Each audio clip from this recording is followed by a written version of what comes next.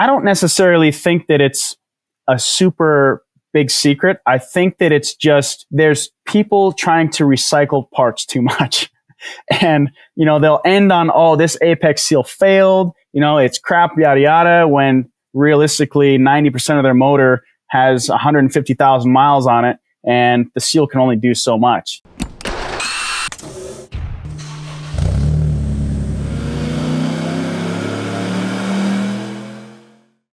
Welcome to the HPA Tuned In podcast. I'm Andre, your host, and in this episode, we've got Aaron Parker joining us. And Aaron is best known for his bright pink FD RX7 drift car. You've possibly already seen Aaron competing in Formula Drift in the US. His RX7 also starred in the Netflix show Hyperdrive. Aaron's also no stranger to camera. He's appeared in the Donut Media HiLow series as well. On top of that, he's a man of many talents. He's also running his own professional wiring workshop as well, producing high-quality professional motorsport wiring harnesses. This episode dives deep into Aaron's background, how he got involved in cars, particularly why he got bitten by the rotary bug. Now, I am a rotary fanatic, so I'm not trying to have a go at rotary lovers here, but let's be honest, the RX7, the 13B rotary engine, does not have the best name in terms of reliability. And we dive into why that's become the case, where the reliability problems are with the RX7's 13B engine, why tuning these does need to be dealt with carefully, and some of the considerations when it comes to building a reliable 13B. In particular, we also talk about turbo selection and what Aaron's doing in order to compete with larger capacity engines in drifting and how he's able to get the most out of his 13B. From here, we move on to talk about wiring and why a lot of people get maybe scared off when it comes to producing their own wiring harnesses. We'll learn about how Aaron got involved and what his business has become these days. Also, the often asked question of how long does it take to produce a professional wiring harness? We dive deep into that, and you'll learn why these harnesses, as a part of that, do become quite an expensive component to produce. Before we dive into our interview, just for those who are new to the podcast, High Performance Academy is an online training school. We specialize in teaching people how to tune engines, how to build wiring harnesses, and we also cover other topics including race driver education, car setup, and data analysis, all the way through to fabrication. Relevant to today's topic, we've got our practical standalone engine management tuning course. And this teaches you, as its name implies, how to tune an aftermarket standalone ECU. Now, I know that this is a topic that a lot of people are scared of, particularly when you're faced with a freshly installed ECU with no base map. This can be a little bit daunting knowing what to do first and what order to progress in. Well, to make this really simple, we've broken the entire tuning process down into the HPA 10-step process. By doing this, each step of that process is quick and easy to complete. In no time, you've got a properly tuned engine delivering great power and torque, and most importantly, great reliability. Now, the course itself is generic. It's applicable regardless what ECU you're tuning or what type of engine you're tuning. However, as we move through the course, at the end, we have our library of worked examples, which is where you can watch that 10-step process being applied to a real engine. We vary the type of engine we're tuning as well as the ECU we're using. Relevant to today's topic though, we've also got an FD RX7 worked example, and that is on the Adaptronic ECU, although everything to do with tuning the rotaries is applicable regardless what ECU you're personally tuning. That particular engine is a stock 13B running an aftermarket turbo kit, actually the same turbo that is on Aaron's drift car, producing around about 420 rear wheel horsepower on pump gas. Also, because we dive into the world of motorsport wiring, we do have our wiring courses, our wiring fundamentals course and our professional motorsport wiring harness construction course. And this dives deep into the background understanding of what goes into a wiring design, wiring harness design, how the circuits are designed, how they're fused, how to perform concentric twisting, how to work with autosport connectors, the specific crimp tooling that we use, and everything else. Again, nice simple step-by-step process that you can apply to building your own professional harness, and worked examples in that course as well. As usual, we'll put a link to those courses in the show notes, and as a podcast listener, you can also use the coupon code podcast75. That's going to get you $75 off the purchase of your very first HPA course. Again, there'll be a link in the description to those courses. All right, with our introduction out of the way, let's get into our chat with Aaron now. All right, welcome to the podcast, Aaron. Great to have you on board. Thanks for joining us today. And as we usually do, let's give our listeners a little bit of background information on how you got involved with cars in the first place. Cool. Yeah, so I started getting into, I guess, I don't want to say cars, but motorized and building things as like a toddler. You know, my first presents were always like Legos and things that I could build things with, you know, which fast forward turned into me building, you know, planes and cars and motorcycles out of Legos. And then when I got older, that translated into BMX and, you know, anything mechanical that I could build and go fast with, you know. And then as soon as I was able to kind of twist my wrist to propel myself on like a motorcycle, like my oldest sister, Nicole, gave me her little 50cc Honda. It was game over, man. I was like hooked on it, you know, that from go-peds to building the little mini bikes. And then when I could drive finally, the first week I had my license, I did like almost like 100-yard burnout in the rain in my sister's Mustang, which, you know, you look back and you laugh, but she wasn't too pumped on that. But yeah, that's how it goes, you know. So it sounds like maybe from their upbringing, you could have gone one or two ways, be it four wheels or two. So how did you settle on cars and not motorcycles? I actually settled on motorcycles first because it was the most affordable thing. So I was hooked on cars, but obviously my first car, I ended up getting hit going through a intersection. Someone ran a red light and pretty much totaled me.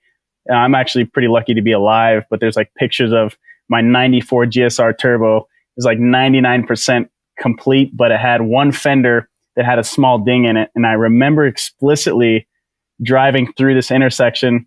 I was on my way to soccer practice, and I just picked up this brand new eBay fender. It was like $230, which was a grip back then. But for a GSR like fender, that was the last missing piece, and I was going to install it after soccer practice. And just going through that intersection, and then boom, it's just like the loudest noise that I can imagine, and just lights out. You know, I woke up, this lady's like running over to me, slow motion. You know, she's like screaming, and like I just like, you know, I was like, oh crap, that was a hard hit. You know, so I'm like looking left and right, kind of thing. Everything was like functioning. My thumb hurt a little bit, but I ended up jumping out the passenger side door. And I remember looking at the side of the fender that I was going to replace, and the whole car was just completely destroyed, like smashed in, A-pillar, like bent up. And I was just thinking like my car. And the lady's like, are you okay? You know, I'm like, no, I'm fine. But yeah, that was a hard hit. The fender was the least of your problems, it's safe to say. Yeah, the fender was very small piece. It actually didn't even matter in the grand scheme of things because I could have lost my life. So from that first car, and obviously not a great ending to it, sort of where did you go to next? That you know, I needed a vehicle to get to and from work. So, you know, I bought a street bike. It was a CBR 600RR, a 2004, and I commuted back and forth from my hometown about 45 minutes through this canyon, which is where I always tell people that's where I learned like speed. You know, I'd leave at like 4:30 a.m., go through the canyon, which was roughly 35-ish miles, and then through the city a bit, there and back every day for nearly what had to be like 2 years. So I got pretty quick on that thing. I was like going behind the local shops where they'd throw off the bikes, race tires, because we have a local track, and I would just take them and mount them myself. And obviously I'd put them on my favorable side, you know, and which kind of bit me in the ass a couple times, truthfully, because those tires aren't as good. Well, you learn very quickly which tires are good, you know, to remount versus Sure. ones that are just clapped out and heat cycled. But put 21,000 miles on that bike in 2 years. And I rode that thing until one day I was like, you know what? Like, I need to sell this thing because I'm getting in a lot of trouble. I got like a reckless driving ticket. I did, I think it was 87 in a 35 zone past a biker cop, which, got the bike impounded. And it's like a mandatory $30 a day. Plus you got to get like the CHP sign off, and then it sits, and it was a lot of money. Safe to say the bike was probably not going to get you anywhere good. Yeah, for sure. So back to four wheels, obviously. Yeah, I was like, you know what? I'll sell this thing. I could put that money into building the next car, and that's kind of what did. I just saw it as like a death wish. It was like everyone's like, oh, you're going to go down at some point, and I didn't. So it was a good way to cash out with my cards all there, Yeah, the house normally wins with fast road bikes, and not my personal experience, but from what I see, I mean, a lot of bang for your buck with a fast road bike, but not a lot of protection for the rider. So not at all. You just mentioned there building your next car. So I'm interested.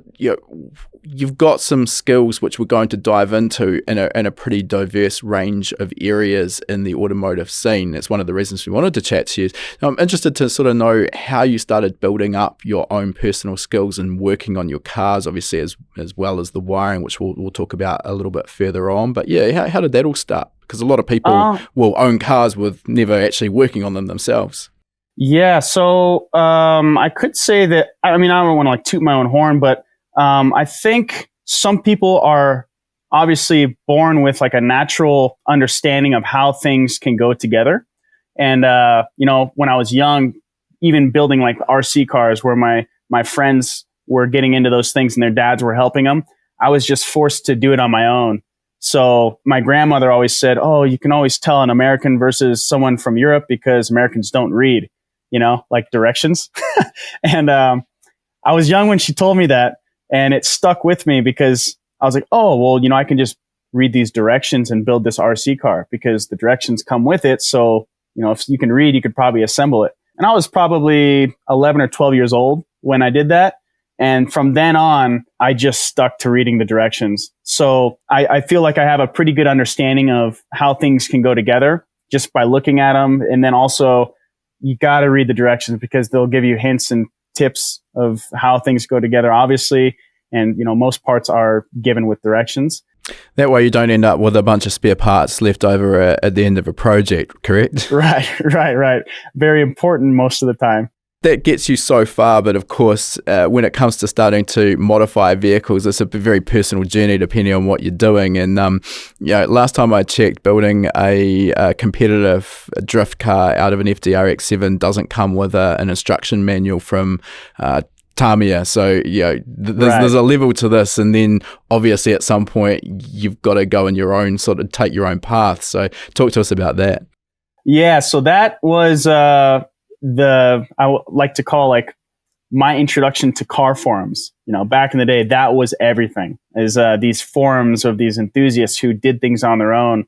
And, when the Japanese imports came onto the scene, I think in the US, there wasn't a broad knowledge base.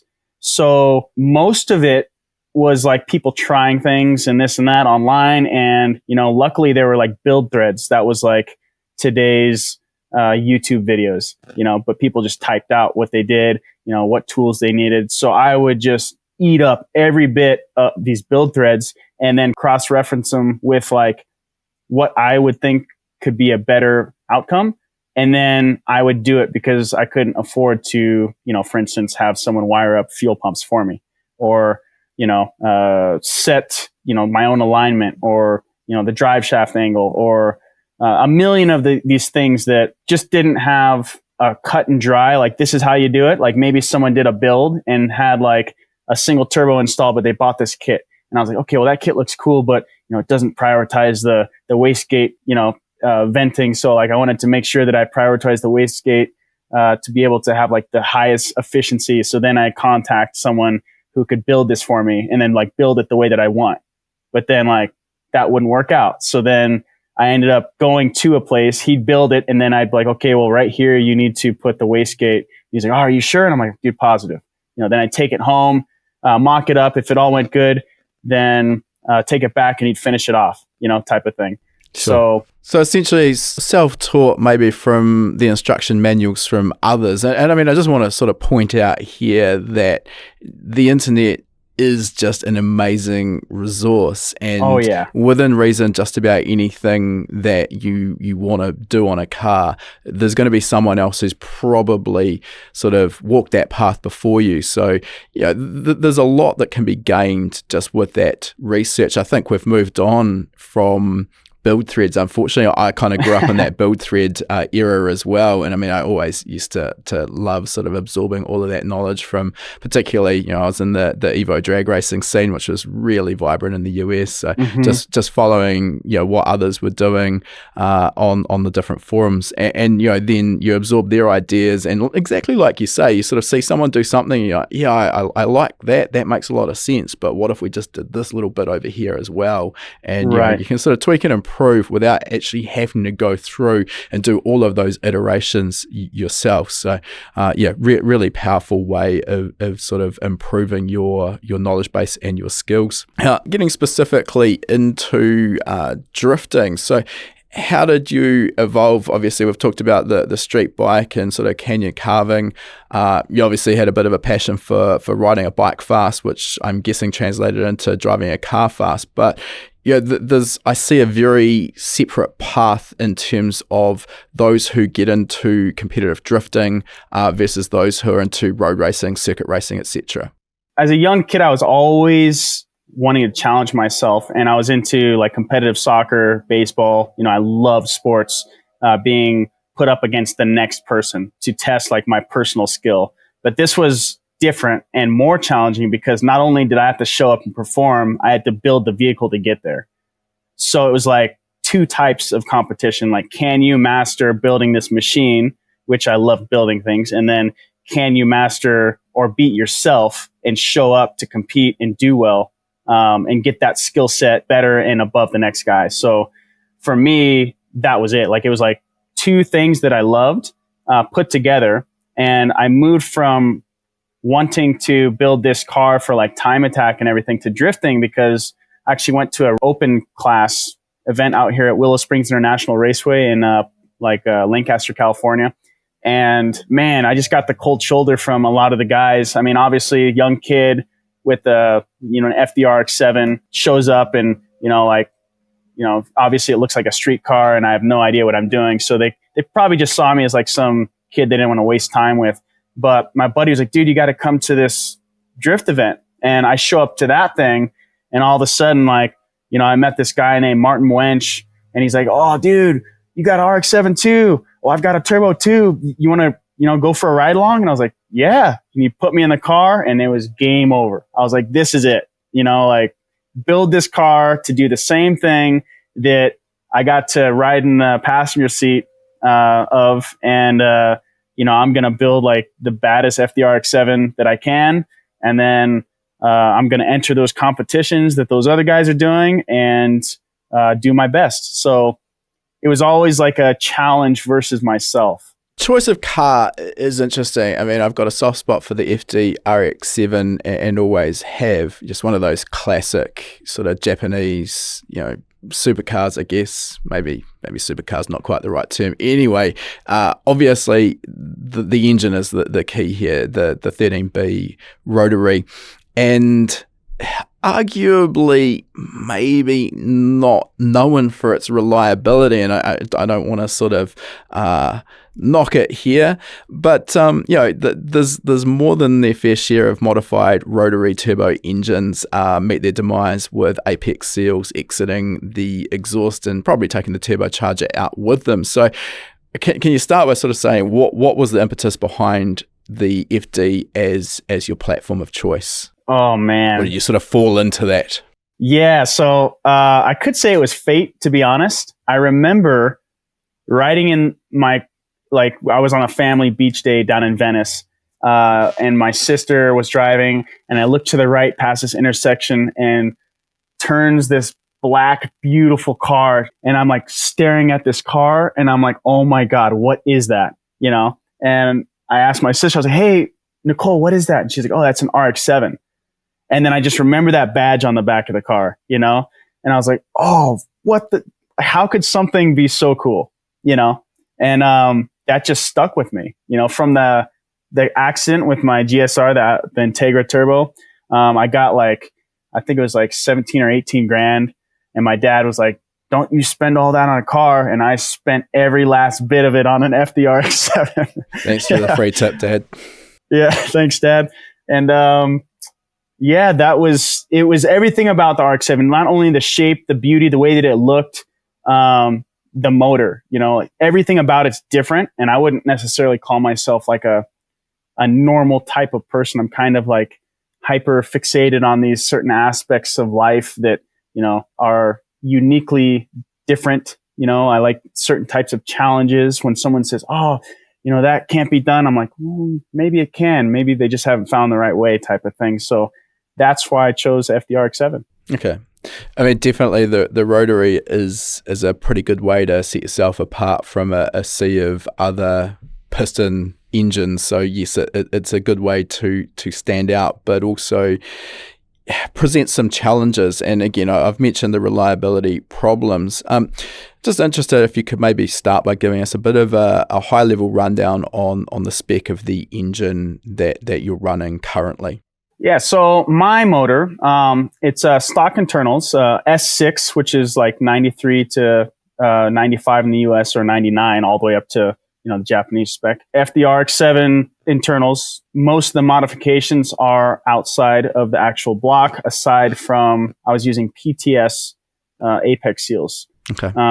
Stock side seals, Atkins solid corner seals, which have worked out, but I will say that like I lost some starting compression. Other than that, like the motor internally is fairly stock. I have boosted up my oil pressure quite a bit. It's like right over 1700 RPM at idle. If I touch the throttle, it's like peaked out at 150 PSI. Oil pressure is sky high. And I really think that mixed with a good oil is probably why it lives so long. Oh, let's talk about some of the sort of more common failure points of the 13B and what needs to be addressed, sort of irrespective of what you're using it for, drifting, just a fast street car or road race application. You know, what needs to be addressed for reliability? For reliability, I truly believe that your tune and an overabundance of fuel is probably going to help you. I think people, when they try to run them a little bit too lean, you know, like your EGTs are harder to, you have a smaller window or margin of error with them, because once those get too hot and there's not enough fuel, I mean, it's just a recipe for disaster, right? Yeah. I think one of the things that you just really nailed it, in my opinion, that the tune-up. I think that is probably the main killer of rotary engines, and a lot of it comes as well. It is a unique engine, as we've already alluded to, and for that reason you've got a lot of rotary specialist tuners, and that's all they do, and obviously those guys and girls know the engines inside and out, and most of them are probably tuning up pretty good work. Then you've got a lot of tuners that have come from a piston engine background, and where I see problems there is they try and apply the same tuning strategy that they use on a piston engine to a rotary. So they chase fueling, they chase timing in particular, and that is definitely not the way to tune a rotary engine. I mean, particularly if we talk about detonation for a moment, knock. At modest power levels, you know, you can tune a piston engine and encounter some light detonation and stop, pull some timing back out, and you're good to go. And particularly if you're talking about a standard 13B with stock seals, stock apex seals, almost any level of detonation is just instant death. So you want to leave a really healthy safety margin with your timing. In saying that, though, rotaries don't tend to see the same significant gains as you start stepping up the timing as well. So you can kind of leave a bit of meat on the bone, so to speak, a little bit of safety margin there, and you're not giving away a huge amount of power. So that's the sort of timing side of things. And then, when we talk about the fueling, with the rotary engine, the part that's it's hard to deal with if you're a tuner is that when you lean them out, they'll make a good increase in power. Mm-hmm. But they're not going to last well in a sort of a high output mode on a racetrack. So again, you've got to kind of sort of calibrate your targets for fueling and ignition. And I know that's something that's a bit of a struggle. Do you sort of agree with those aspects? No, absolutely. I do. One thing I will say is I think people don't premix enough in like track cars. I think we ran into this issue last time. I said I was like 2 to 1, right? And you're like, what the hell? And I'm like, we got some heated debate on we're referencing here a YouTube interview that we did at SEMA, I think it was a few years back. And you sort of rolled off the tongue 2 to 1, and I was sort of left at the time thinking, what? And of course, because I didn't clarify, we ended up with a lot of people in the comments going, what? So 2 to 1, tell us what that actually means. 2 ounces per gallon on the mix. And I'm using Redline alcohol premix. All my fluids are Redline. Shameless sponsor plug. But this stuff works. I think like in a performance or at least a track car, you need to lubricate, well, especially when you're using like ethanol, right? It's like a detergent. It's just cleaning everything. You pull a motor apart and it just looks brand new inside. But that also needs to be taken into account. Like, is it getting enough lubrication? Especially if you're like deleting like the OMP, which, people are like, oh, did you delete it? I'm like, yeah, I did, but you probably shouldn't. A good working OMP does a really good job. There's a reason why. Let's just talk about that for those who aren't sort of too up to speed with rotary. So OMP, you're talking about the oil metering pump. So just tell us what that does in the stock Mazda form. So OEM, a Mazda motor comes with the OMP oil metering pump, and that just injects extra oil into the rotor housings to help lubricate, like the contact surface of the apex seals on the inside of the rotor housing. And that's actually just injecting oil straight from the sump. So inevitably, because of this, there will be some oil consumption with any rotary engine. Yes. And, a lot of people, I don't know why, but most I just change my oil after every time I go out, pretty much. But with the 2-stroke, you get a lot of oil dilution as well. So you could see it as maybe not a linear decrease in efficiency, but it definitely ramps up on you. So if you're going 3-4 track days without changing your oil and you're not premixing and you're still expecting that oil to be doing its job, it's being injected, but it's diluted. Is it really doing what it should be doing, or is it injecting a bunch of diluted oil into the housings, which are now causing more friction, and then you start getting those chatter marks on the rotor housings if you've seen those from lack of lubrication. So long story short, I would say premix it until it starts smoking, and then especially if you're going out like a track day, and just keep it there. I do 2 to 1, and I have been doing that for 2 ounces per gallon, just so you don't get caught with that again. For the past 3-4 years, everything looks great in there, and that's my personal experience. Yeah, it's a good point to make that I've tuned a lot of rotary engines, and I deal with a lot of rotary engine builders here in New Zealand, and the interesting thing is everyone has their own set view on this is the magic number for premix. And I do what the engine builder requests. Obviously that way if something goes wrong you can't get blamed, but it is interesting that there is this quite wide variation. Now you just said sort of to the point where it's smoking, and actually let's just come back one step. We've talked about the OMP, the oil metering pump, in the OE format, and that injects oil essentially in one central location in the rotor housing. And often in the aftermarket, we go away from that oil metering pump. I think at least originally one of the reasons why people ditched the oil metering pump was the aftermarket ECUs that we had access to back in the earlier days didn't have the capability of actually running the metering pump and replicating the way Mazda do it. That's fine. These days, that's really not an issue, but still, I think there's this ingrained, if I'm building a performance rotary, well, premix is the way.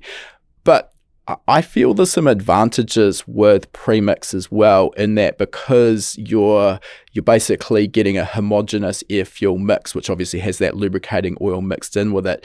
I kind of feel it's got to do a better job of getting all around the rotor housing and the rotor and lubricating the parts versus just injecting in one single location.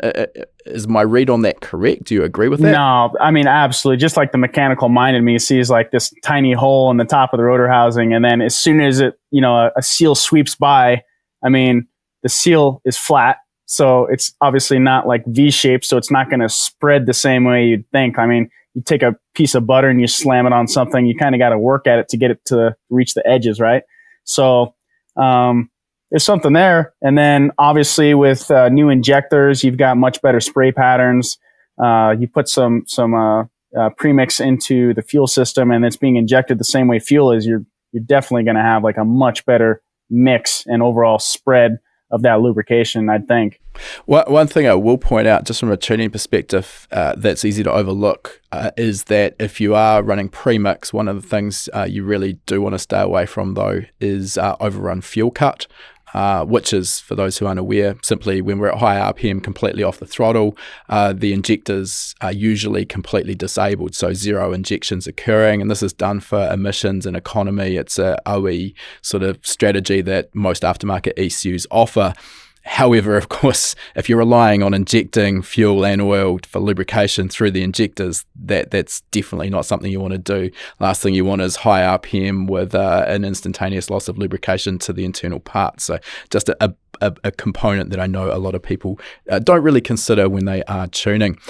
Now, coming back to that other statement you made about basically premix until it starts smoking. So, in a piston engine application, one of the things we try and avoid at all costs is basically ingesting any blow-by gases which contain oil back into the intake charge, because the oil vapor essentially has the effect of lowering the overall octane of your air fuel charge, making the engine therefore more prone to knock. We've already talked about rotary engines and knock are not good friends. So is this an issue if we go too rich with the premix, or do we have other problems before we ever get to a situation where the premix is actually creating a condition of knock? Yeah. So I've like gone more with my premixing.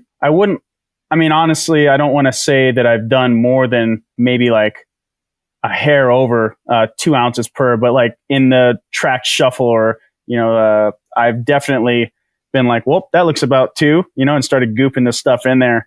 So I wouldn't say that you should. Definitely, I don't want to blow up anyone's motor. They're in there, adding 4 and 5 ounces per gallon. That's just a recipe for disaster within reason, right? So I'm sure you could probably run into that, but I think that it would be, there's different fuels, right? You got like gasoline versus ethanol. And obviously with ethanol, you're going to need a little bit more lubrication with it, but I wouldn't want to steer anyone in the wrong direction with this. Ultimately, what we'd probably have to say here is consult with your engine builder. This is just a discussion of what you have found to work. So we probably need to just add that little caveat in there. But I think the reason I want to talk about this is there is a lot of debate about it and just understanding the implications either way. But as you've found for your own purposes, the rich premix has helped with engine reliability. And while you've been talking there, because I don't work in ounces and I don't work in gallons, but I just did a quick conversion here in New Zealand, and I think this is probably pretty common across sort of the metric parts of the world. For premix, we sort of work in mils per 20 litres, or at least that's what I've always done. So if my math worked out correctly, you're 2 ounces per gallon. That works out to around about 315 mils per 20 litres. Again, I haven't fact checked that, but that's definitely, that is quite rich compared to what I'd be used to running. So just wanted to put that out there as well. Could I run back to your Overrun Fuel Cut? Yes, absolutely. Another positive on that is trying to cool our cylinder or our overall combustion cycle as much as possible between those hits. So by adding fuel there, it really doesn't do anything but good. Yeah, definitely. Yeah, I should have probably touched on that. I mean, that's why it's pretty common. The rotary engine's great for sort of laying down a trail of flames on overrun, and that is because we're running them richer, purposely injecting additional fuel when the driver's completely off throttle to help cool down that combustion charge rotor housing temperature. Because again, I mean, all things being equal, if we compare a 13B to a conventional maybe 2-litre 4-cylinder engine turbocharged and both making the same power, the rotary, and again, I don't want to get offside with the rotary enthusiasts, sadly, it's pretty well known fact that they are a little bit less efficient, so that sort of manifests itself in additional heat, and the EGTs on a rotary are significantly higher than a comparable 4-cylinder turbo engine. So controlling that with our air fuel ratio, and again the overall overrun fuel is really important. Now, we've sort of touched briefly on the fact that the internals in your engine are standard, or for the most part standard. There's a couple of things that I know are sort of common modifications. One of them is clearancing or side clearancing the rotors. There's also the choice of seals, which is always a big debate in the rotary world. There's stud kits, there's dowling. So can you talk to us through some of those options? Let's leave the apex seals for a separate conversation, because I'll dive into that. Cool. But yeah, I mean, what are your thoughts on where these technologies, or where these modifications, I should say, are required? What sort of power level or RPM are they required at, and what, if any, are you using? Cool. This could get pretty depthy, but I love it.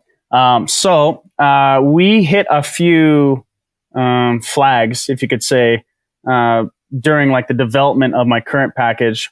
One was the motor was actually twisting, which is not good.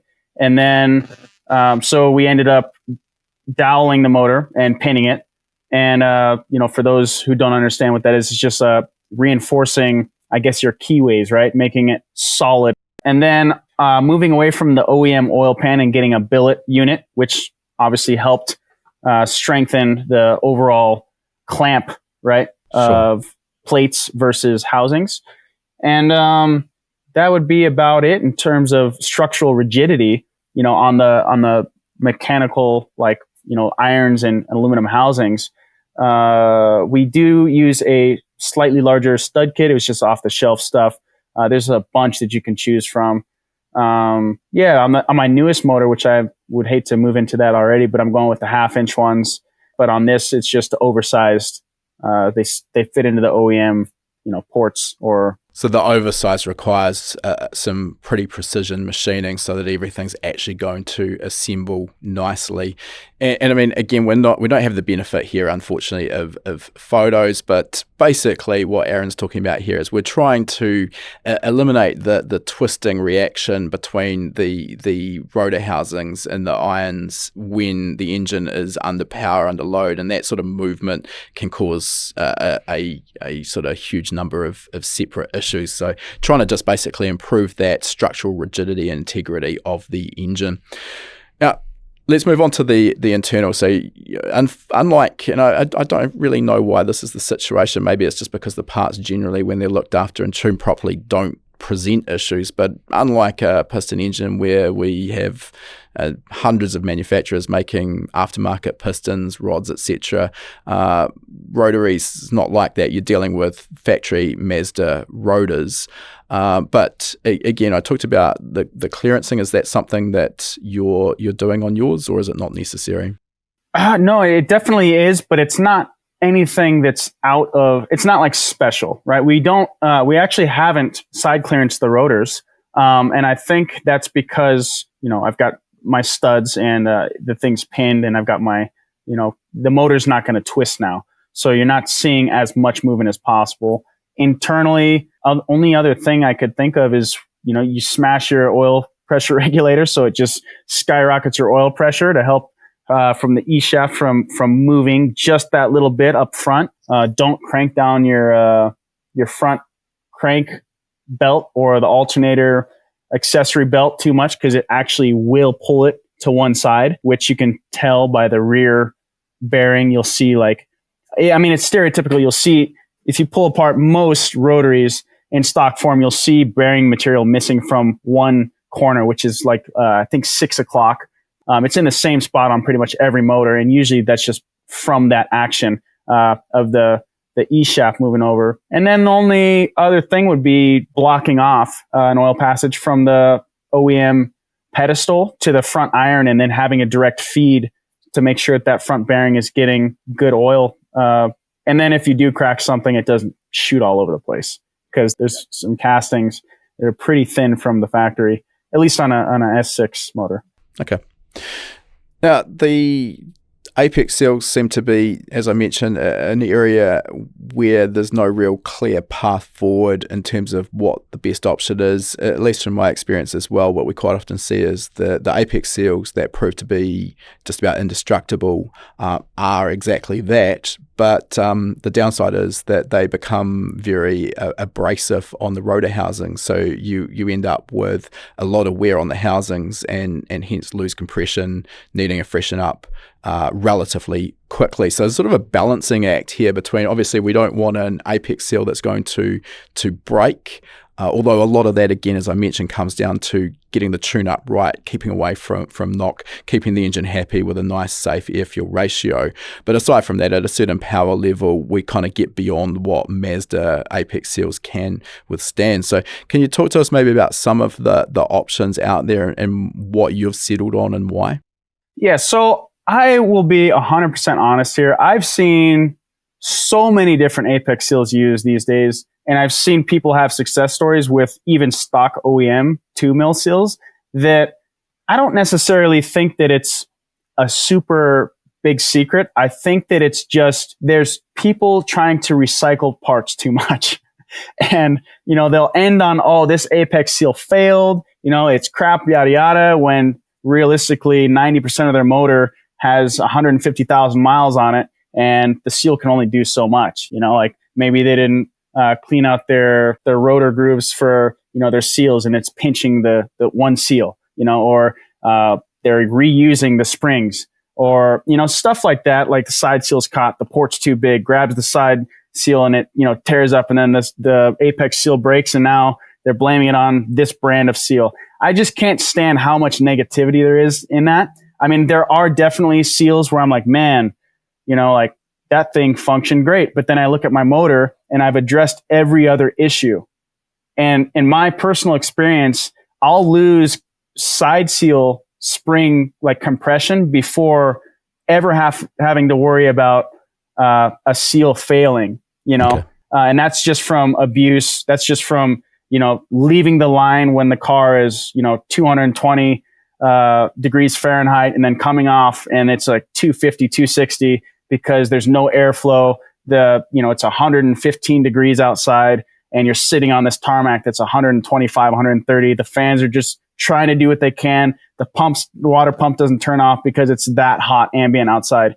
And I think there's definitely good seals.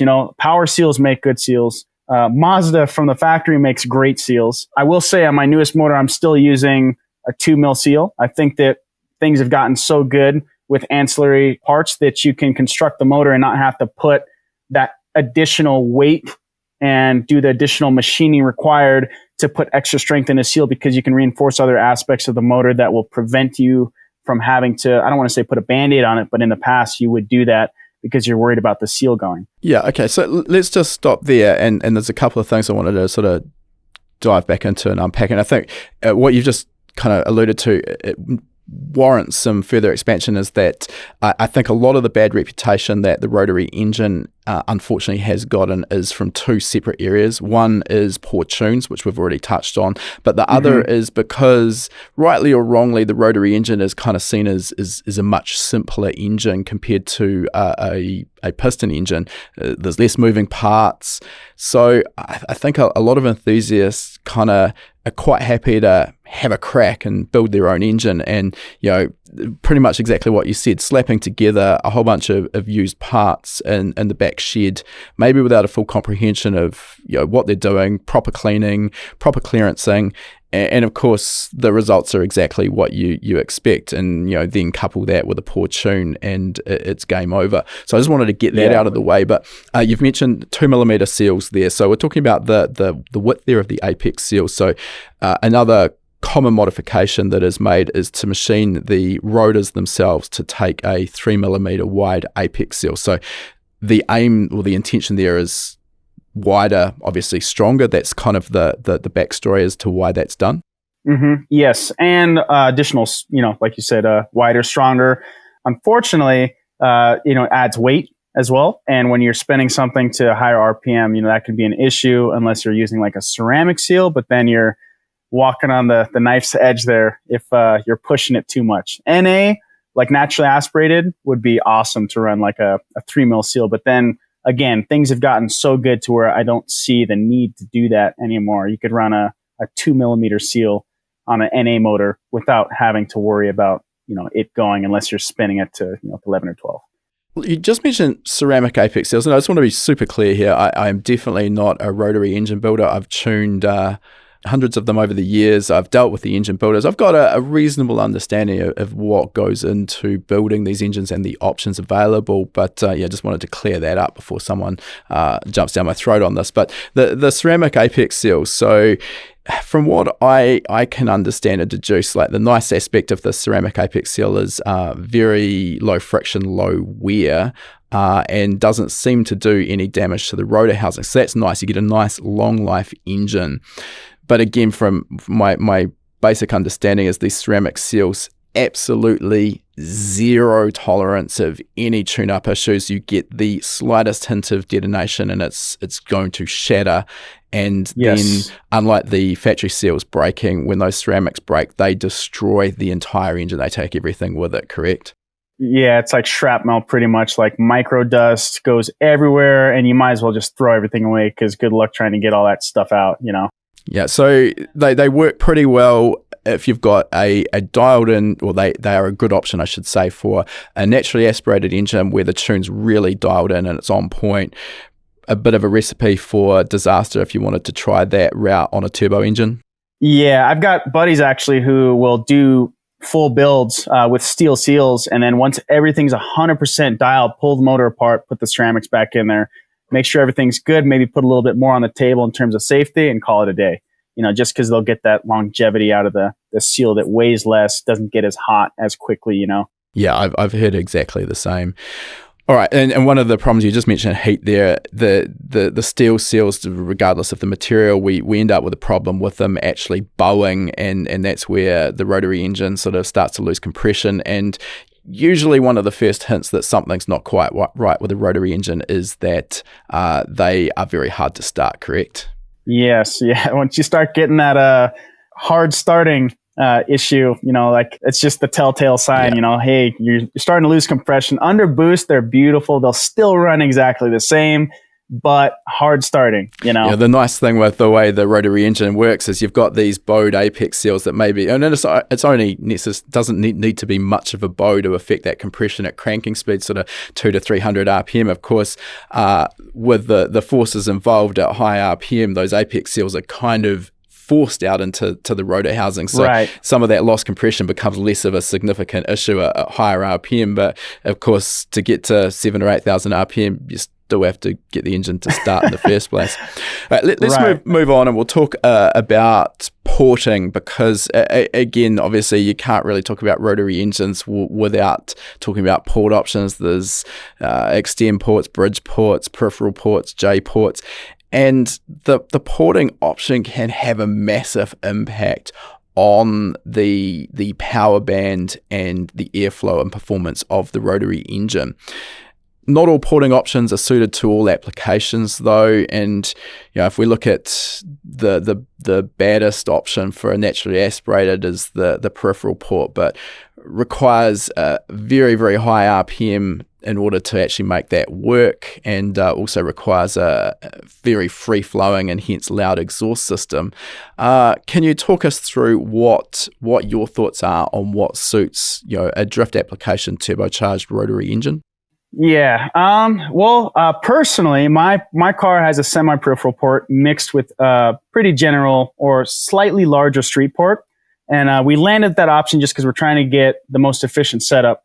Before, just without the semi-peripheral port, which, to explain what that is just two additional holes on the rotor housing themselves. So, factory, it came as a 4-port. So with the semi-peripheral, you're adding 2 additional ones. So it'd be a 6-port, and you're adding those 2 onto the rotor housing. So it's a direct line into the combustion chamber versus a hard 90. But, I'd say that with drift, there's two ways to look at it. Like, do you want to spend some money, to have that extra air? Because the more, same with any motor, the more fuel and air you can fit into there, the more power you can make, right?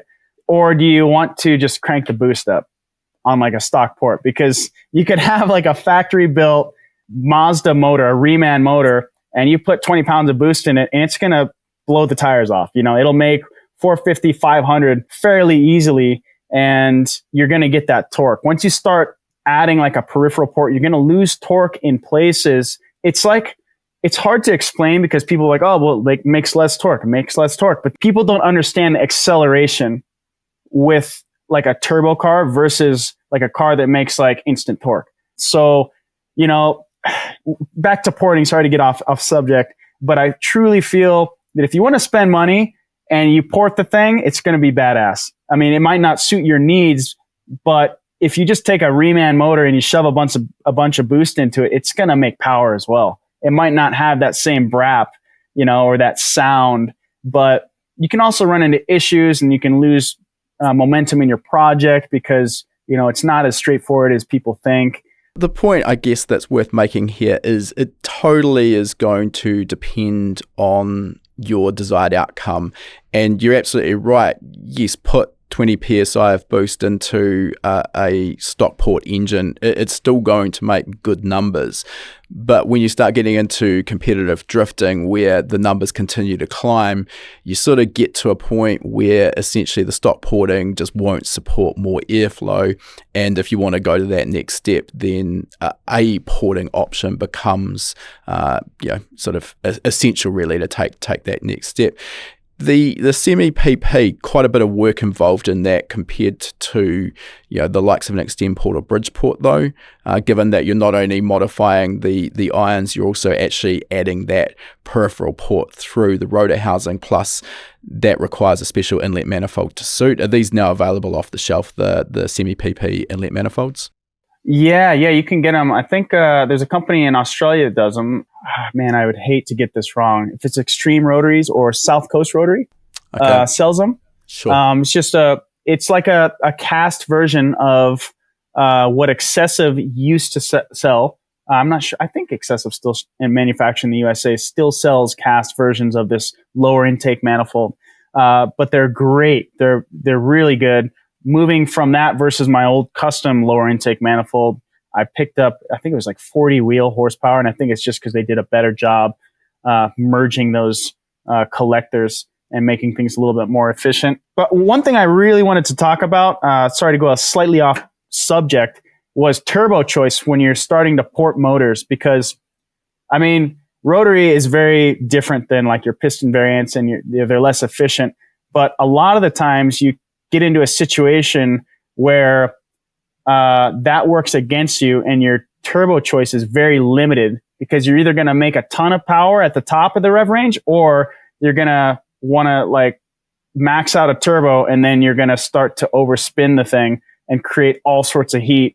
And then why spin the rotor, up to 10 grand type of thing. Sure. So it is a little bit of a process to dial in what you're using on the AR or the turbine side of the turbo versus, your comp side, which is why you see like these massive turbos on these like, 2 or 3 rotor drag cars. And then people see that and then they put like this massive GT45 on their street car 2 rotor and they're like, oh yeah, it made, 600. But then I'm like, yeah, but you look at the graph and you've got 600 for 200 RPM at the top. Yeah, I think that's a very common turbo sizing mistake but bigger is not always better. You've touched on a really interesting point that I did want to raise though, is that all things being equal, if we're looking at building a 13B to make 600 horsepower or your stereotypical 2-litre 4-cylinder engine to make the same power levels, the turbo sizing, particularly in the exhaust or turbine side, the hot side, you're going to be significantly larger on the rotary application compared to the piston application, correct? Absolutely. And yet, I mean, that's like, people look at my motor and like, man, that turbo is massive. And I'm like, dude, this is nothing compared to like what a lot of the drag guys are using. On a BorgWarner, it's an 8474 with a 1.05 exhaust housing. I guess that's considered like a 70 mil, like right under, right? The 69, 70. Off the top of my head, I can't remember, but I'll take your word for it. Yeah, but we spin my motor to, it's 9850 is my hard cut. And going from the 8374, which is like the version 1 of that series of turbo, to the 8474, just that single millimeter made up all the difference in the world. And where it was falling off around like 89 to 95, now it just carries all the way up. I just fact checked myself, and it is a 68 millimeter compressor on that 8474. We've got the exact same turbocharger on our in-house FD RX7, albeit with a street engine, and I mean, it actually blew my mind. It's probably more turbo than we need for a stock engine. It's easily capable of destroying that engine if I wind the boost up. But what I blew my mind with it is that I don't have a dyno sheet obviously in front of me. I mean, I think we ran it to 15 psi. It makes 420 wheel horsepower, and I think we had it all in full boost by, I want to say 3,500 RPM. Oh, yeah. It's so insanely responsive. And I mean, we're talking about a turbocharger where we're just breathing on it at the moment. I mean, that turbo is not in its sweet spot at 15 PSI of boost. So, I can't wait for a build engine to be able to lean on it. Now, in terms of, you said you're running yours to 9,800 with that semi-PP, we talked briefly about how that moves around the torque curve, and I guess it's a good comparison or analogy is that it's kind of like cams for a piston engine. So you can't have your cake and eat it too. If you want to make power up at 9,500, 10,000 RPM, you're going to give away some bottom end response. And I mean, that kind of is pretty easy to get your head around. What sort of usable RPM range have you got with that combination with the 8474 and the semi-PP? Yeah, so I mean, I hate to brag about this, but again, you got to remember it's like 7 or 8 years of me dialing in this specific setup. Like getting it better and better and better and better and better, doing everything I can, including gearing, to make sure that I was getting the largest power band out of that RPM range as possible. So truthfully, I would say, I mean, my car idles at 19 to 2100 RPM. So that's one thing people forget. They're like, oh, well, if your car idles at 800 and 900, but you're seeing boost at 3800, they're like, oh, well, that's not so good. But realistically, you've only got like 1,000 RPM or 16 or 1700 RPM of dead time before you get there. Which in drifting, you leave the line and you're revving it up anyways, and you just learn to drive the car with the clutch. You're slipping the clutch constantly to make sure that the boost is right where you want it, so that you can control what gets to the ground. And then obviously anything over $4,000 up to 9,800 is just playtime. So I would say a very large power band, which is overlooked. And I think a lot of people are sleeping on that. If you go with a turbo that's too big, you're not going to get that. Yeah, absolutely. You mentioned gear ratios there, which is another really important point. I mean, it's obviously it's ideal if we can have a nice wide power band. And if you're talking sort of 4 through to close to 10,000 RPM, you've got 6,000 RPM to play with. I mean, obviously, if we compare that to a dyno sheet, it's probably making its peak power right up in the top end of that range. So, you wouldn't necessarily want to drop it down to 4,000. But, in terms of the gearing, that's a consideration. What's the gearbox that you're actually using? Yeah, so I'm using an HGT, it's New Zealand made, sequential 5-speed, which on my new build will be a 4-speed because, I'll be going with the quick change rear end, which now kind of eliminates the need to make up that gap with the transmission, right? I can kind of gear the car overall for like each track. And it's something we see quite a lot with drift applications is, less gears and I'm guessing as well, once you're actually out of first gear and off the line with a 4-speed gearbox. Am I right in saying you're probably predominantly between third and fourth, or maybe at the worst down to second? Yeah. Well, some tracks you would probably get into second. Like if there's a hairpin, towards like Long Beach, there's a pretty slow hairpin, which you'd come in maybe at like 45 and exit maybe doing 25, the gearing is pretty much everything in terms of getting all that usable power, because there's no sense in having like this giant, like a 3.5 or a 3.9 ring gear and then like a 6-speed transmission, and your top speed of the track is 90 mile an hour. You're going to be shifting so much. You're trying to eliminate the busy work of your hands so that you can legitimately keep your hands on the wheel and potentially the handbrake and just shift less, Well, that's my school of thought, at least. I mean, it makes sense as well. Given that you're running that HGT dog change sequential gearbox, one of the things we quite often see is a strain gauge gear knob, allowing the engine or the car to be shifted without the driver lifting off the throttle. And without getting too deep into the background, what's going on, that just requires a momentary torque interrupt, be it a fuel cut, ignition cut, or both, in order to disrupt the engine torque and allow the dogs to disengage to get into the next gear. Advantage being the shifts are very quick, and because you're still at full throttle, the turbo doesn't tend to fall off boost. However, as I mentioned, it does require that torque interrupt, which can in and of itself be problematic with rotary engines. So is this something you're using, or are you still manually lifting on the shifts? Yeah, so it's technically, last time I checked, it's illegal in Formula Drift. Oh, okay. So I don't think you're allowed to do that anymore. When I was crewing for Mad Mike, this must have been in 2000, I don't know. That was 15, 16, or 17. It was allowed. And it got to a point where it was inconsistent enough for him to not feel as comfortable as he should driving it, so he stopped using it. Okay. And again, that could be just, time dialing it in, which a lot of these cars don't have years of, that work into. I mean, the guys at the top, all their stuff is dialed. And not saying Mike's wasn't, but it was a brand new car that first year.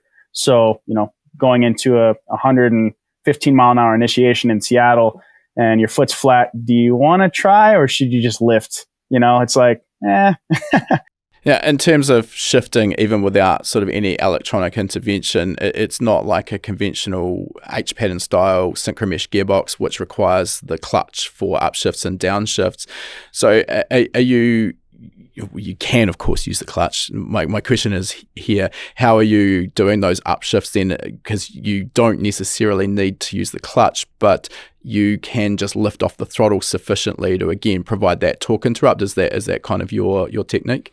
Absolutely that, but I would say that's only up to initiation. Everything else is slippage. So I slipped the clutch so much on this car, and I think it is because obviously the lack of displacement equates to a lack of torque. So if I can just keep that thing in boost, then I can determine what makes it to the ground. Versus if I didn't slip the clutch, I would always have to be in the perfect RPM range, which would be too much work to figure out, and I would just get gapped all the time, or the car would straighten up. So yeah, it's a balancing act, but yeah, legit going up to an initiation, I just lift off the throttle, and I've gotten pretty good at it. You can hear it pretty good in some of the videos where it almost sounds like it is a flat shift type of thing. Yeah, well, the thing that is important to mention is you don't need to back completely out of the throttle, and the usual technique I've used on sequential gearboxes like that with no shift cut or interrupt is you sort of, when you're coming up to the shift, you sort of start applying a bit of force on the lever, and while you're under full power, no amount of force is going to pull that out of gear. It's just impossible. But right. You apply force on the lever, and then just a very brief momentary lift out to maybe 50 or 60% throttle generally is enough to just allow that to snick out of that gear and into the next, and you're away. And I mean, yeah, as you mentioned, obviously drifting quite unique in terms of the clutch usage, which we obviously don't see in forms of road racing. So yeah, just glad that you brought that up. You mentioned the quick change rear end, the Winters quick change, which has kind of become the go-to option for just about any professional drift car. So that just allows you to change the overall gearing to get that 4-speed that you're going to, make those gears second, third, and fourth usable, so you're not kind of topping out fourth gear and sitting on the limiter at faster tracks. That's sort of the scenario you're going with there. Yeah, absolutely. I mean, for each track, at least on the pro teams that I've been on, we pretty much gear the car for a specific wheel speed based on previous year, which is crazy because every year it changes just because these cars are getting more like faster and faster. And, I guess acceleration has become like just insane, with 8 to 12 PSI in the tires on a 315 or a 295.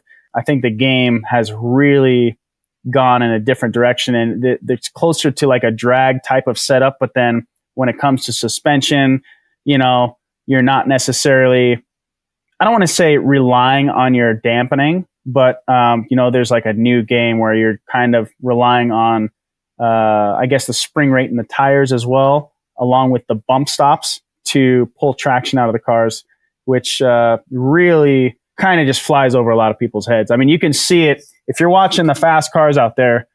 You'd be blown away that versus like the lower half of the bracket or even the middle half of the bracket, and how quickly some of these cars are going versus some of the other ones. We had an interview on the podcast with Stefan Papadakis a while back, and for those who are interested in drifting, I definitely recommend checking that out. But just to, without sort of going over the whole conversation again, I think a lot of people sort of assume that drifting's all about generating slip and wheel spin, because we see these cars going sideways with huge plumes of smoke coming off both rear wheels. But they're actually, the drive as the power levels have gone up has really been towards improving the grip, particularly in that run down to the initiation, because you're either a lead car or you're a chase car. So you want to, obviously, if you're the lead car, try and gap your opponent. If you're the chase car, you need to stay tight. So getting traction is actually really, really important, correct? Yeah, absolutely. And I think, another aspect of that is tire wear. The more grip you can put down, the more traction you can put down, the more tire you'll have on your second lap versus, you got tons of wheel speed and you got all this crazy smoke. You go to follow and now you're on bald slicks.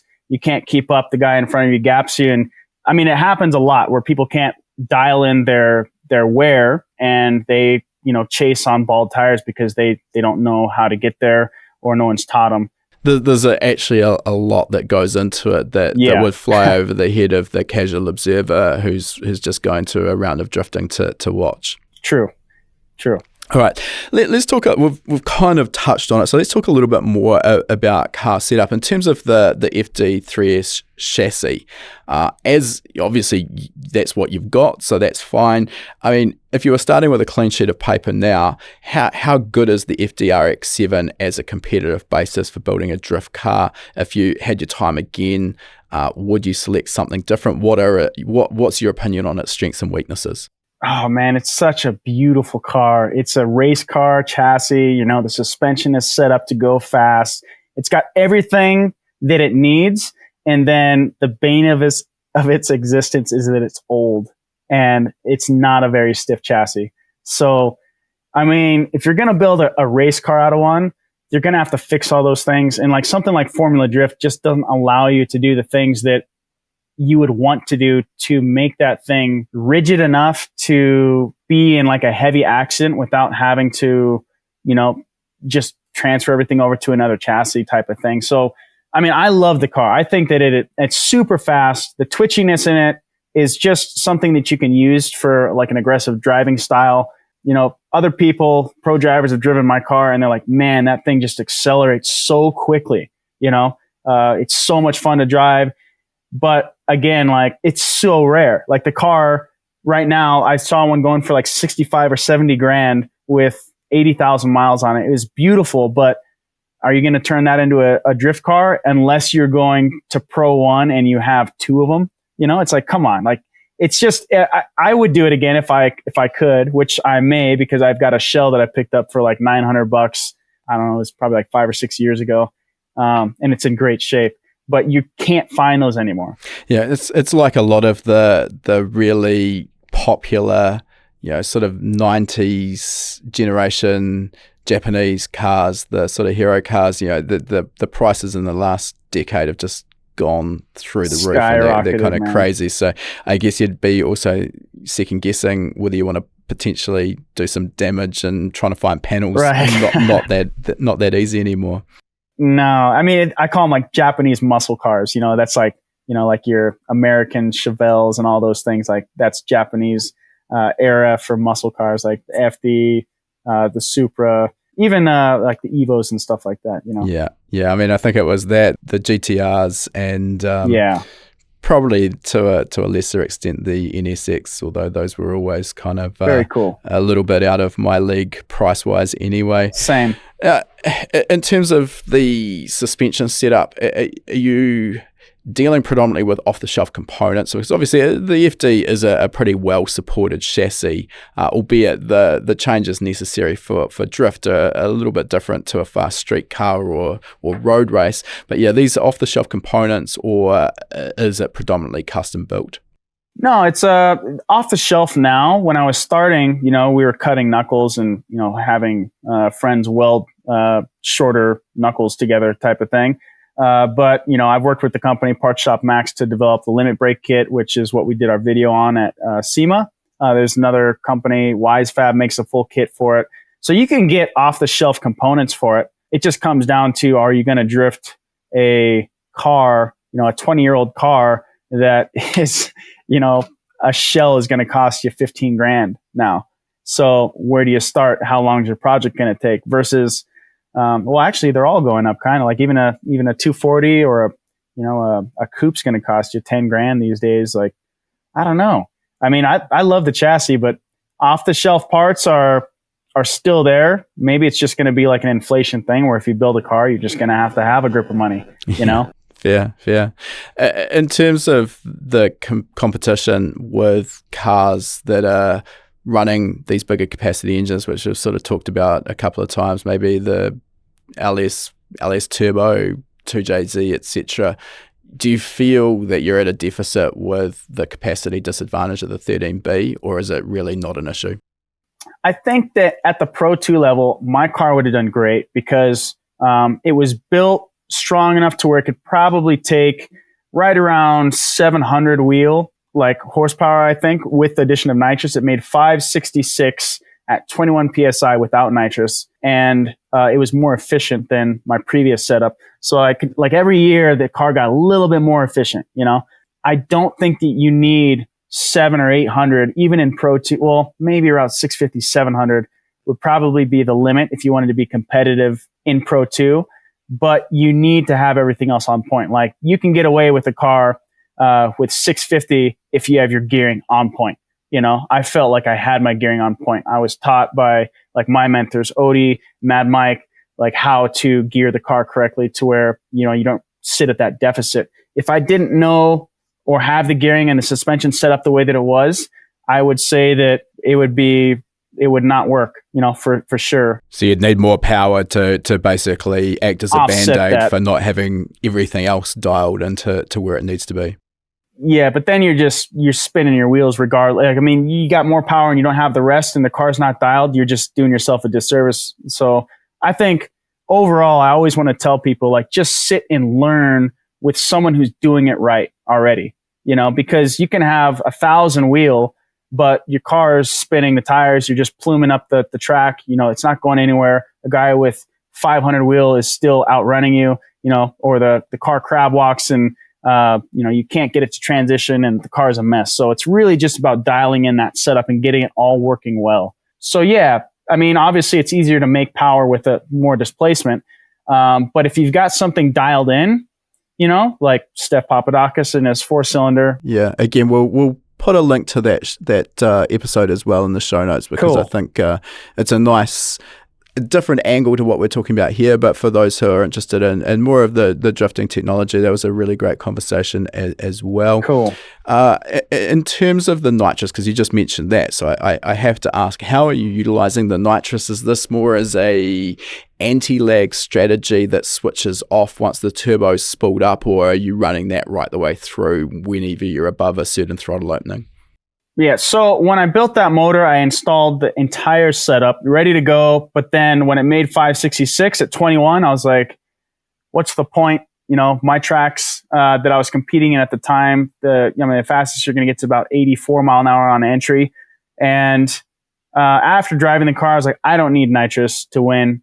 I'm just going to be tearing up the car even more. So I never actually sprayed it. But it was on a window, so it'd be sprayed between 2,800 and about 3,500, which could have just been really bad going that low. But that's what my theory was, to make up for the deficit in torque down low, just to get everything online and then just let the motor take over. Because once it gets up and going, it's like a freight train. It ain't going to stop very, very quickly. But yeah, and there's a variety of ways that nitrous can be incorporated with a turbo, and the anti-lag strategy seems to be a pretty common and effective one. And you sort of mentioned there, bringing it in early could have been bad, and what's really easy to overlook, I mean, people think that nitrous is just some sort of magic sauce that we sprinkle on the engine and it just makes more power and torque, but the bit that's important to understand is, because it's a constant flow system, it's supplying the nitrous at a fixed rate based on your jet size. And of course, at lower RPM, the intake cycle, it takes longer, so you actually end up with more nitrous going into the combustion chamber, the rotor housing, at lower RPM than you would for that same nitrous shot at 6,000-7,000. So the problem with that is, if we bring it in too early, it can actually end up being quite damaging. So that's something I'm always very cautious with the nitrous setup, of making sure that it's not going to activate too low in the RPM range. Of course, I imagine if you're down at 2,500-3,000 RPM, something's probably gone wrong in a judge section anyway. So safe to say you shouldn't be there. Yeah. Most of the driving's done above $4,000 anyway, especially with that big window, All right, well, let's transition into another area that I'm really interested in learning more about, because you are a man of many talents, and you're also really well known for your wiring. And this is another area, just like anything with working on cars, that traditionally it's been quite hard for people to kind of learn the skills, particularly when we're talking about at the professional level. And this is one of those areas that gets a little tricky, what term we want to put on it. Personally, I like to use the term professional motorsport wiring, but technically or incorrectly, a lot of people call that a mil-spec harness. So, we'll use that term and understand that it's not truly a military specification harness, but because that terminology is thrown around. So, how do you teach yourself to build a mil-spec harness? Well, I would, right away, I would say, don't touch anything until you've documented it first, right? Because you're not going to know where to start. You're not going to know what to buy. You're going to waste thousands of dollars and a ton of time if you just buy stuff and realize that gauge isn't going to fit into these connectors, or vice versa. But I would say that your best bet would be to, one, work under someone who is open-minded enough to allow you to help out. For instance, a couple buddies of mine, one actually, I've never worked personally with him, but I'm shooting this dude questions, all the time, is Mario at James Lynn Motorsport in Rancho Cucamonga, lead harness builder over there. He's helped me out exponentially with fairly technical stuff, which a lot of people wouldn't share that information. So shout out to that guy for being such a champ. And actually, as well, at the same time, go check out James Lynn Motorsport's Instagram account if you want to see some top level wiring. Yeah, they produce some exceptional work. I think from my memory as well, a lot of their work goes on trucks, off-road sort of trophy trucks, pre-runners, etc. Yes. Yeah. All the cool big, monster trucks, BJ Baldwin, all that stuff usually comes out of that shop. So great top level stuff. For me, learning was me trying stuff on my own car, and then cross-referencing it again with reputable material, reputable knowledge bases. A good buddy of mine, Andy Wyatt, and then not to toot your guys' horn, but your guys' course. Toot away. Oh, I'm telling you, like anything that you can ingest that you know has a reputable source is only going to help you. So, I mean, there's times now where I'll be sitting on a project documenting something, blah, blah, blah, blah, blah, and I haven't seen or I haven't visited this situation. So I'm like, you know what? Let me just check out the forum real quick. I'll log on to your guys' forum and I'll look around, and 90% of the time the answer's right there. And even if I have a hunch that it's that right direction, you can't professionally produce something unless you're 100% sure that the decision you're making is the correct one. There's no guessing. You know, you're charging for a service that someone is expecting is perfect. So you best be perfect, you know? Absolutely. So, knowledgeable, reputable material, you need to read it and understand it, and not just like copy it, you know, but understand the whys of it. You know, like I always look at people in the industry who may not be wiring gurus or whatever, but you know, Shane Tecklenburg or Paul Yah, and you look at their post and you're like, man, what the f- is this? Like, sorry to cuss, but you know, they're posting about this and they're like, why does this matter? But realistically, it does matter because they're verifying for themselves how something works so that they can find the best way forward. That's like really important. I think that's a really often overlooked aspect, and it goes through the whole industry. There's people out there who can do a specific job, be that tune an engine and achieve a specific air fuel ratio, or build a wiring harness, or build an engine. But the problem is that they may not actually have a depth of knowledge of why they need to do what they're doing. And that, to a degree, sometimes, for the most part, is probably just fine. But when they get to that same situation that they've seen 10 times in the past and something's different, gets thrown a curveball, and then because they don't have that depth of knowledge of what's going on in the background, they don't really understand why they're doing a specific thing in the first place. They've just been doing what they've always been taught. And that's where sometimes I think you can end up coming unstuck and come off the rails. So I'm a firm believer that you should have a depth of knowledge of the background fundamentals behind what you're doing, which is why we teach in the way we do. And if you understand that, it kind of sets you up, in my opinion, for you're going to be able to deal with situations you haven't seen before because you know the background knowledge. I think that's really important. Yeah, you also kind of just alluded to as well the planning stage, and I think that's an area that a lot of people at all levels of wiring get kind of stuck on, or maybe just kind of bypass. And I know it can be really tempting to sort of jump in with a roll of wire and some wire cutters and just start building a harness. But our saying's always been, if you fail to plan, then you're planning to fail. And I mean, I'm in the midst of building a harness and designing a harness at the moment for our FJ40 in-house project. And I'll probably spend, not quite, but almost as much time on the planning, the design, and the documentation as I will actually constructing the harness. And that's so critical, because then when you've got that full documentation, it's just like the roadmap. Then you're just building what you've designed, and the rest becomes easy. You can build it on a workbench. You're not hunched over an engine bay. And I always find that the end result is just superior. Plus, you've got that documentation to come back to in the future if it needs a modification or a repair. Is that sort of how your workflow goes as well?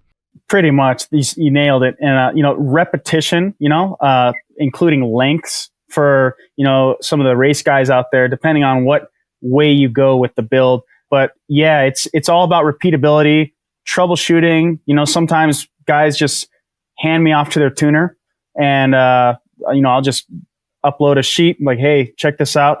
And if I never hear from them again, usually it all went well. But most of the time they're like, hey, where's this? And I'm like, oh, well, if you look on the document, it's right there. That wire color is right there, and they're like, oh, I didn't even know about this, blah, blah, blah. So it's just it's a way for me. I mean, I don't want to call myself a snob, but realistically, I don't really like talking to people. I don't like talking to the customers. And if I can allude to that and never have to speak to the customer again, not in a bad way, but if they never contact me again after they've purchased a harness or a full car has been wired by us, that's like the best way that could ever happen. It pretty much means that you've done your job right in the first place. Yeah.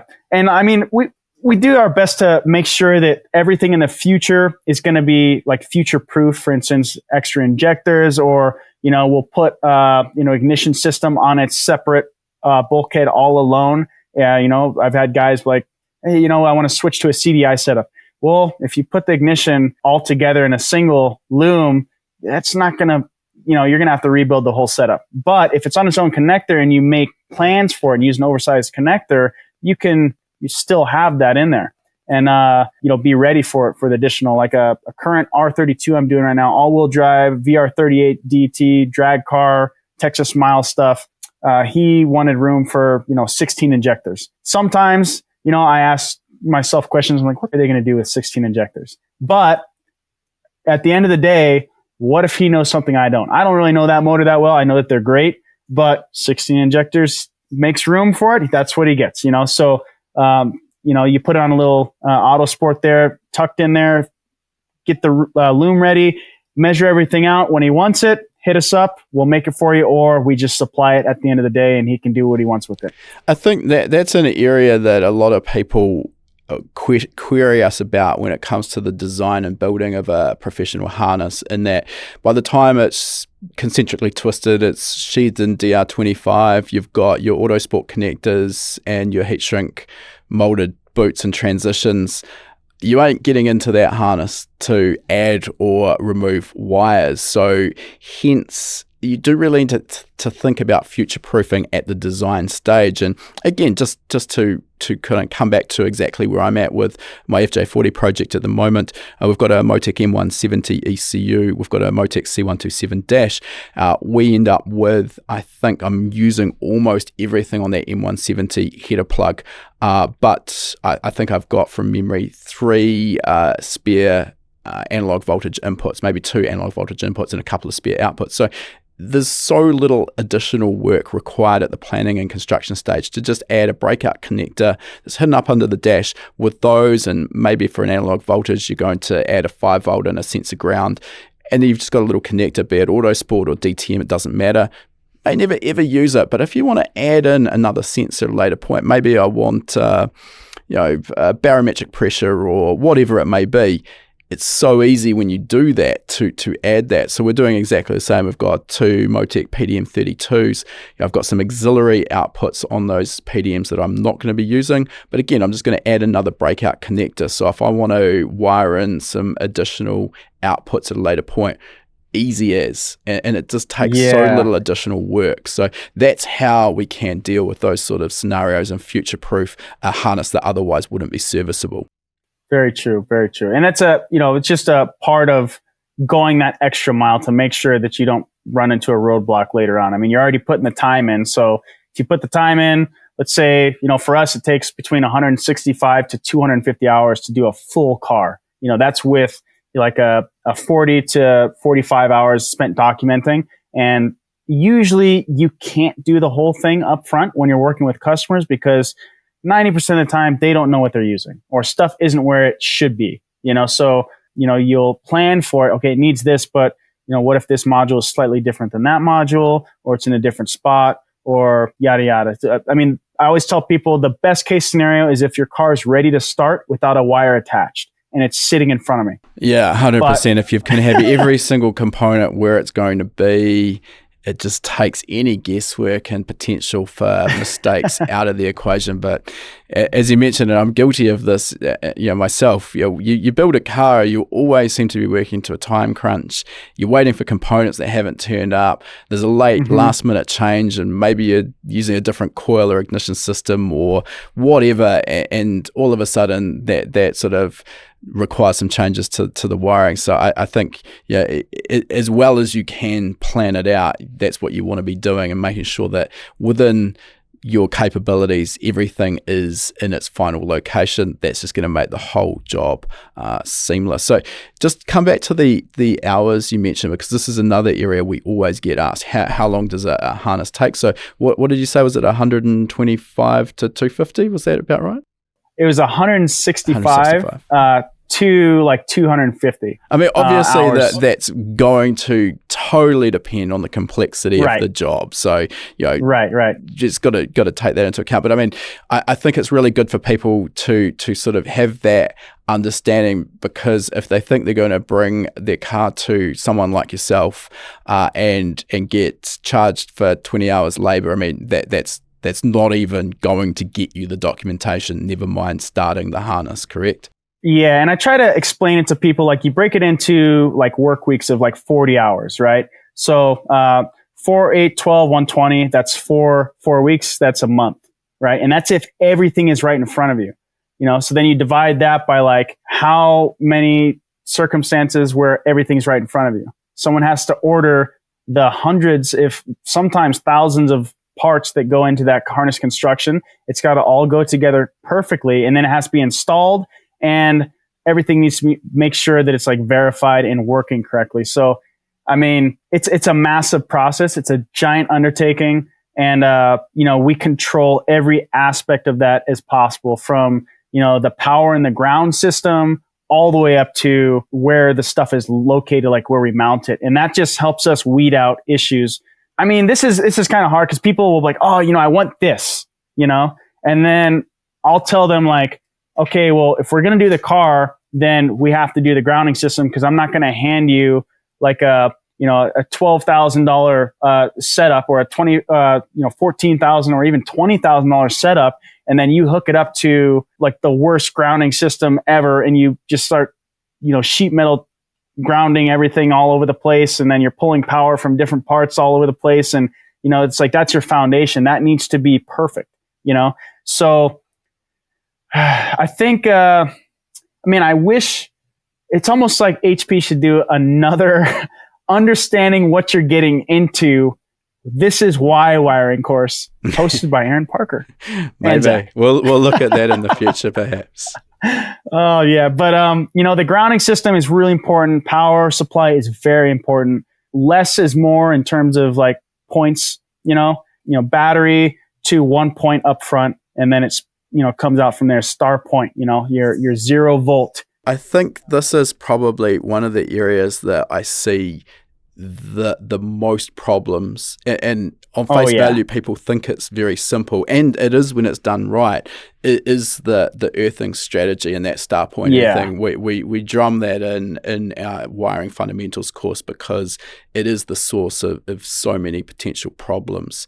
Getting that right is, as you say, the foundation for the rest of the wiring to actually work as it should.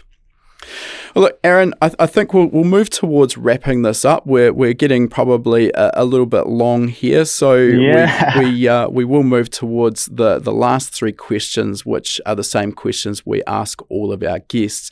And the first of those is you've obviously got a lot on your plate at the moment.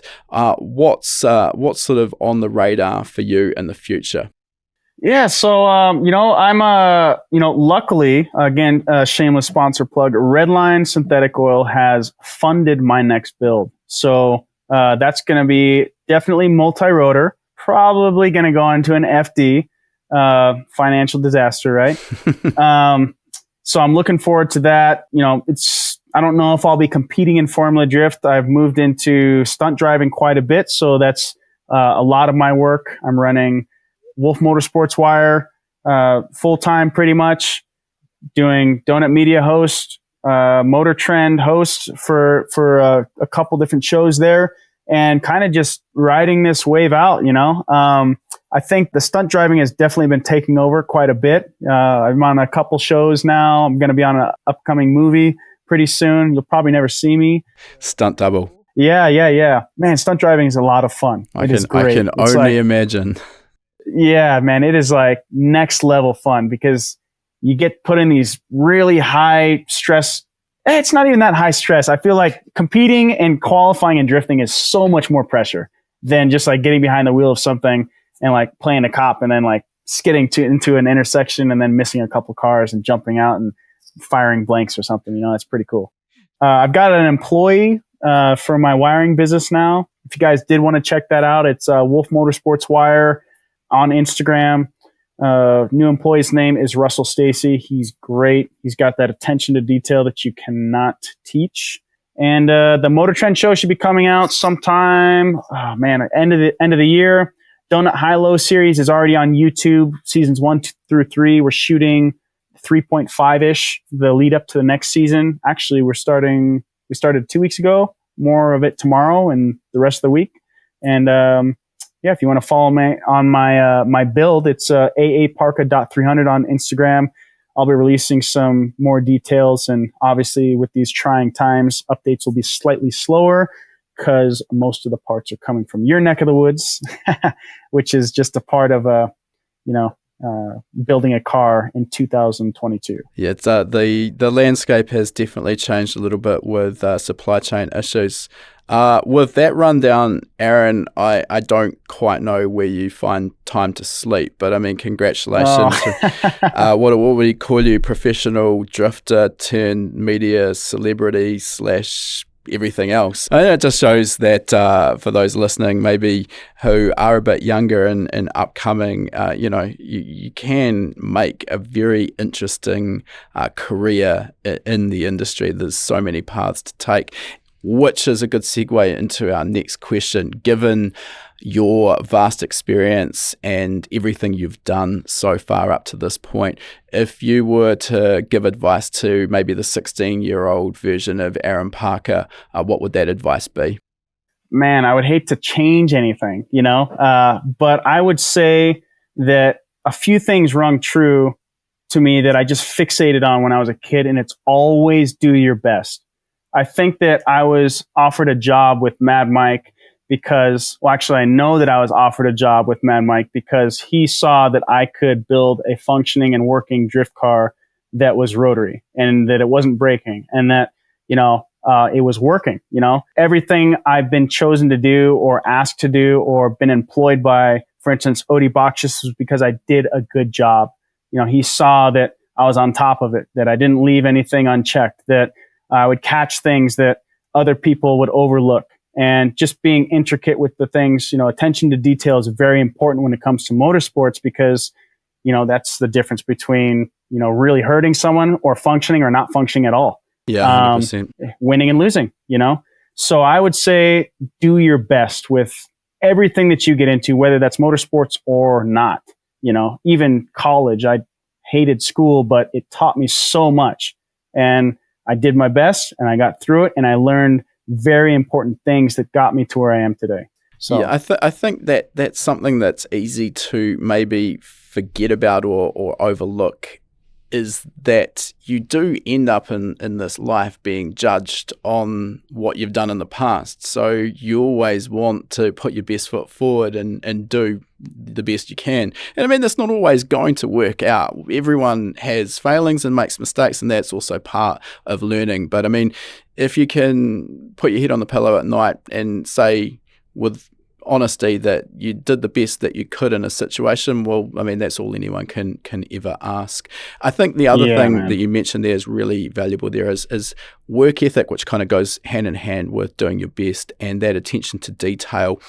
What I often find, and I've seen this with people I've employed over the years in the past as well, it's not just the job that you've been tasked with doing, but look at the big picture. If you see something that isn't specifically about the task that you're asked to do that's wrong, fix it or speak up, tell someone else about it. That should go without saying, but unfortunately, I find time and time again it does need to be said. So yeah, that looking at the big picture and understanding how everything kind of interacts, that's going to go a long way.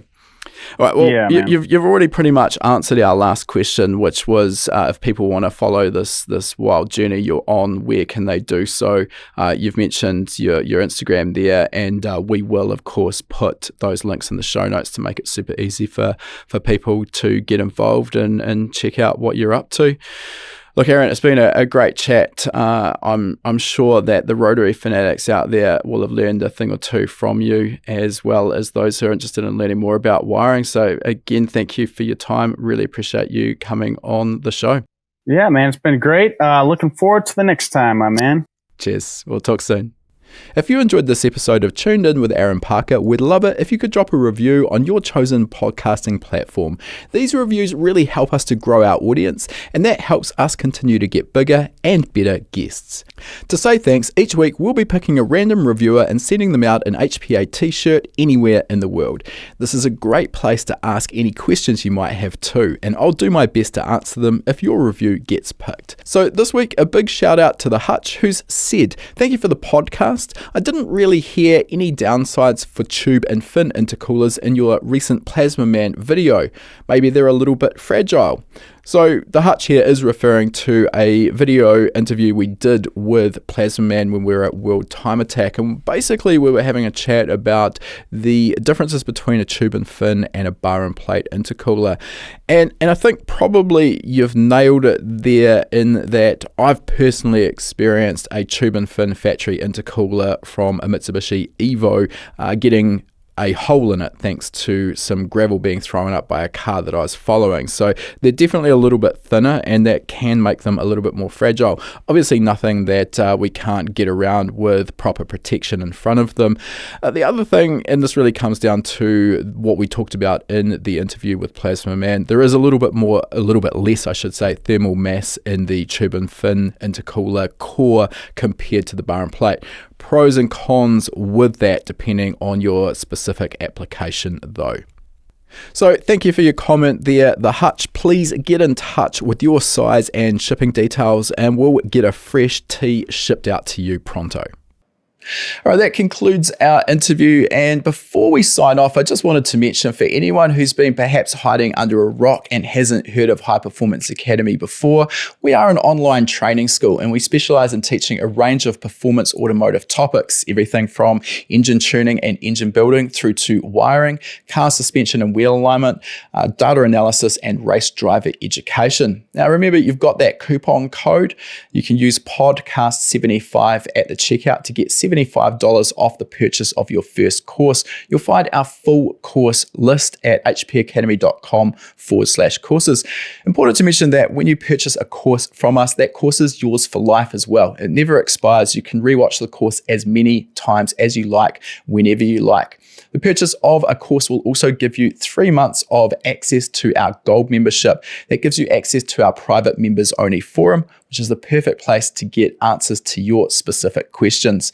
You'll also get access to our regular weekly members webinars, which is where we touch on a particular topic in the performance automotive realm. We dive into that topic for about an hour. If you can watch live, you can ask questions and get answers in real time. If the time zones don't work for you, that's fine too. You're going to get access as a Gold member to our previous webinar archive. We've got close to 300 hours of existing content in that archive. It is an absolute goldmine. So remember that coupon code podcast75. Check out our course list at hpaacademy.com/courses.